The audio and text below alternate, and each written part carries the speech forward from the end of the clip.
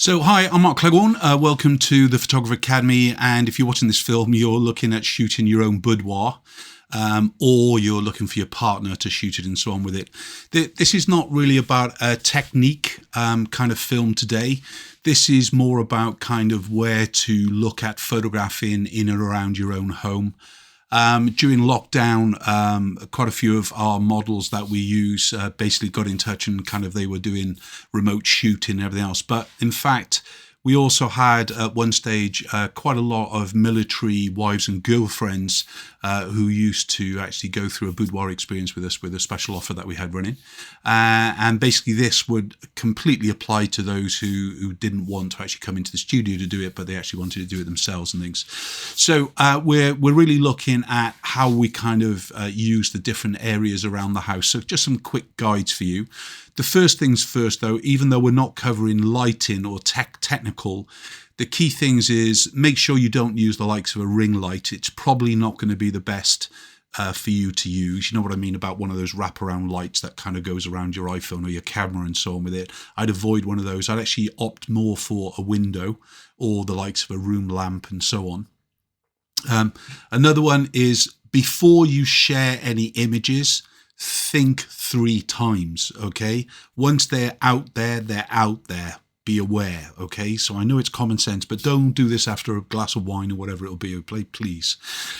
So again, what we're going to look at though is where around the house that you can kind of make use of the best places to actually do some photographs. So sofa goes without saying, and if you're not a big fan of the sofa that you've got, basically just cover it in some netting, some coloured tulle, and that will pretty much disguise it straight away. Remember that if you're shooting your own boudoir, leave more to the imagination than kind of showing everything. So as far as the kind of the cropping and the composition is concerned, usually camera position will be slightly higher than ever lower, and that's basically better for most body shapes and things. As far as how you position things, obviously there's lots of little tripods out there that you can put your iPhone on, and those basically, the little tripods usually come with a little remote, so you can actually have that remote in your hand, especially if you're kind of doing these kind of images where you're basically kind of hiding some or most of your face perhaps. Your hand that is not in the image can actually be used to actually take the image, as it were, and things really. So again, invest into a little tripod, one that has a little bit of a telescopic arm, and you'll find that you can put it on a coffee table, on a box or a stool, and you'll basically be able to actually kind of get good height. But you always want to kind of point down a little bit. That will really help you and things really. As far as the lighting's concerned, I touched on that. Kind of shove the sofa close to a window and make sure that you are between the window and the camera. That's what I call the light at the 12 o'clock position. And if you do that, you usually find that you're going to get some great images and things. If you need more illumination of the room, still keep that light where you can behind you. So remember, you're supposed to be in the middle of the light and camera, so you're in the middle of the dial, as it were, and then basically all you need to do is higher that light up. So if you've got a kind of a room light, a reading light that you use on a stand perhaps, you can kind of either tilt the arm or kind of raise the bracket up and down and so on with it to actually change it. But the sofa's a really good position. The key thing is to try and basically lay flat, then raise your back up a little bit, perhaps with a pillow or your head. And then the front leg, make sure that you basically kind of push the knee up. So in other words, you don't want the 2 knees together. You want them actually slightly misplaced. And that will basically give you a kind of a good body shape then. As far as hands are concerned, you can use your hands to either disguise or accentuate. Be careful of too much erotic kind of positions of the hands and things really, because obviously that will kind of take you down a different route of photography. We're on about boudoir here, so it's the soft and sensual, suggestive images rather than more erotic. So sofa's a really good place to start. Bed goes without saying, and perhaps you're thinking that's where you should start and do all your kind of boudoir photography. If you're looking for more of a Sunday morning kind of, shaggy hair kind of image, and you're looking at kind of that kind of Sunday morning sensuality, as it were, then kind of use more of a sheet, we'll get to that in a minute, than basically just you on the bed. I talked about the kind of the camera position, and even though I'm kind of saying, as a rule of thumb, let the kind of the camera be slightly higher than the body is, you can see from a low camera angle as well, you can disguise things, and you can basically kind of use your legs and your hands and pillows and everything else that is on the bed to kind of change it. You'll probably want to do some shots where you're laying down, and as a rule, lay on your side rather than on the flat belly. Try and always pick up the bottom a little bit, and you can do that by raising the front knee towards the actual stomach more. So you have a slight little kind of triangular shape between the bottom being higher, and if you can, leave a little bit of space between the kind of the thighs and the tummy and the actual bed, so you kind of have a little space of triangle there.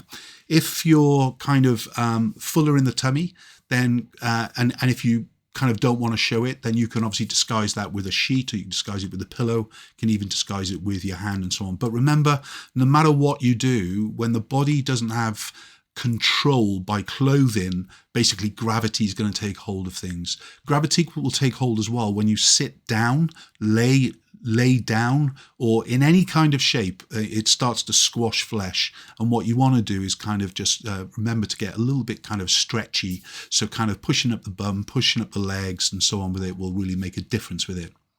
If you're going to use kind of the likes of a pillow, that's a great way to do implied photography as well. So you can lose your bra and you can kind of hold that in front of you. It's a little bit more of a tease and so on with it.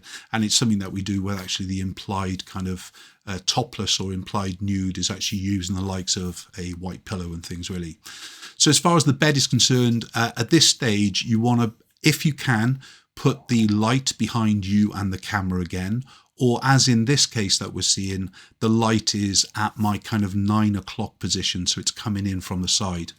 If you can, again, try and get the light to be slightly higher rather than lower because of the way that the shadows change. When the light is higher, the light points down and will put the kind of the shadow kind of in a downward location, so it's good for the look of the actual body. We're used to it with one sun being high in the sky and how it creates the shadow. So in the same way, if we can have our light high from a window or from a lamp, it'll basically redirect the shadow as we're used to seeing light. If you have the light lower, it tends to actually be a little bit more of a horror lighting kind of style, especially if you're kind of illuminating the face as well. Hands, try and avoid from gripping the actual body or kind of looking to kind of claw-like. Instead of kind of practice the thumb and middle finger to hold anything. That will actually give you a little bit more kind of subtlety than a grip as far as the hands are concerned.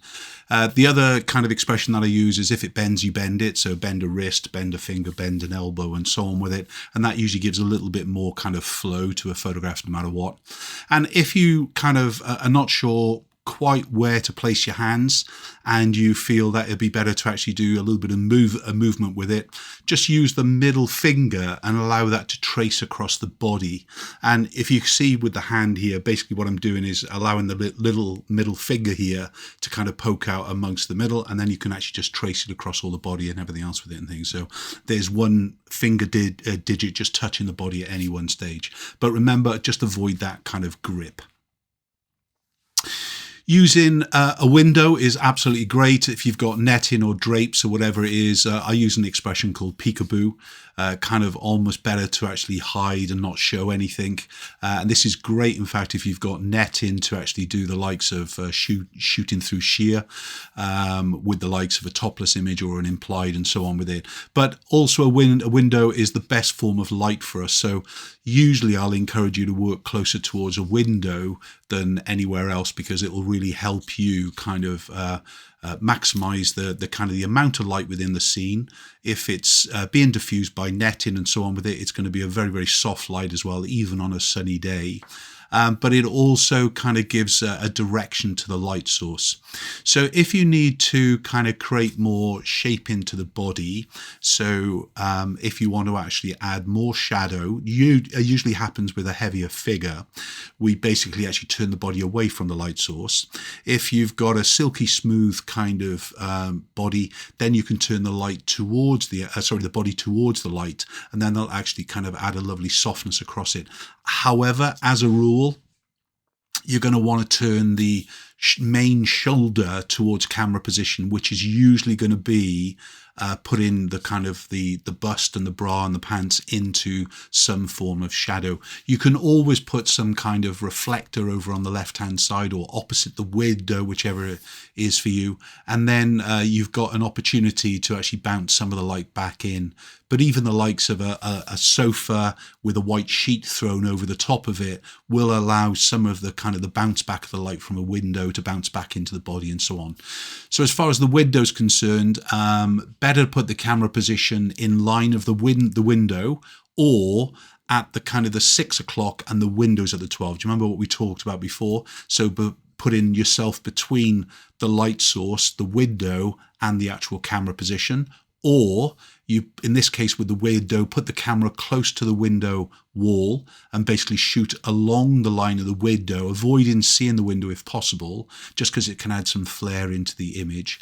And then basically turning your back towards the window itself a little bit to kind of bring one shoulder closer to the camera position, and you'll get some really, really great images.